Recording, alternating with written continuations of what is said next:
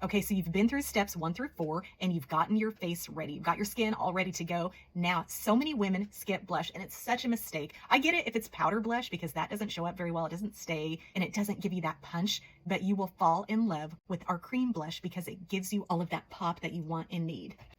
So I'm going to take the blush and bronzer brush again and going to add just a tiny dab. And you really can't tell how small of an amount I have because I didn't wash my brush yet and take off yesterday's blush, but just the tiniest dab is all you'll need. And I start at the apples like I did earlier with the bronzer, and then I just kind of move it at an angle up and back towards my hairline like I did with the contour. And I just kind of dot it on. You don't want to smear it around because then you're going to mess up your contour, and also you're going to make your cheeks way too big, and so it's going to make them sag or your face look fuller and more bloated to where you have these big cheeks. So you just keep it right on top of that contour line, apples up and back.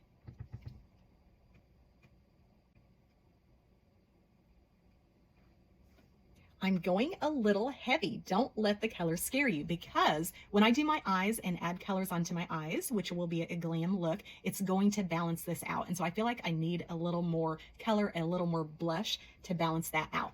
Now, let me show you something else fun. With our beeswax and lanolin creams, the one I just put on was Cindy, but this one is Desert Sunset, and it's a gloss. And I love our beeswax and lanolin cream glosses, especially for my cheeks, because they just bump it up and make the skin look so supple and youthful. And Desert Sunset will just add a little bit. And like I said, I know it's a little heavy right now. I can just take my big end and tone it down a little. But I'll add my eyes and it's just going to all kind of balance out. And again, our lip and cheeks, double for both. You're getting 2 for the price of 1.